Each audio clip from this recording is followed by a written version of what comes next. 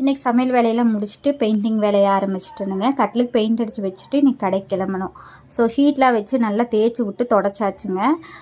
அந்த வேலையெல்லாம் நேற்று பண்ணியாச்சு. இன்றைக்கி வந்து பெயிண்ட்டை மட்டும் அடிச்சுட்டு கடைக்கு கிளம்பிடணும். ஏன்னா மொத்தமாக எல்லா வேலையும் பார்த்துட்டு இருந்தோன்னா நம்ம கடையை கரெக்டாக பார்க்க முடியாது இல்லைங்களா? அதனால் நான் பெயிண்ட் அடிக்க ஆரம்பிச்சிட்டேன். இதுக்கு நிறையா பேர் வந்து ஆள் விட்டா காசை கொடுத்தா அடித்து கொடுக்க போகிறாங்க, நீங்கள் எதுக்கு இந்த வேலையெல்லாம் பார்த்துட்ருக்க அப்படி இப்படின்னு நிறைய பேர் பேசினாங்கங்க. அந்த அமௌண்ட்டை சம்பாதிக்கிறது எவ்வளோ கஷ்டம்னு எனக்கு தெரியும். அப்புறம் இந்த வேலையெல்லாம் நம்மளால் செய்ய முடியாமல் இருக்குதா, இதுக்கு எதுக்கு ஆள் விடணும் அப்படிங்கிறது தானுங்க. ஏன்னா நம்மளுக்கு 2-3 இன்கம் இருக்குது, இல்லை நம்மளுக்கு வேறு ஏதாவது பிஸ்னஸில் இன்கம் இருக்குது அப்படின்னா கூட சரி ஓகே ஆள் விட்டு நம்ம வந்து பண்ணிக்கலாம் அப்படின்னு நினைக்கலாங்க. ஆனால் இன்றைக்கி நான் கடைக்கு போனால் தான் எனக்கு வருமானம். இன்றைக்கி நான் காலையில் 500 அவங்களுக்கு கூலி கொடுக்குறேன்னா இன்றைக்கி முழுக்க நான் அதில் வேலை பார்க்கணும், எனக்கு கஸ்டமர் அதுக்கு வரணும்.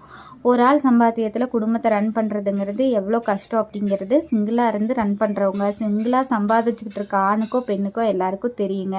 என்னை பொறுத்த வரைக்கும் இது தப்பாக தெரியல. எல்லா தொழிலும் கற்றுக்கிறது நல்லது தானே.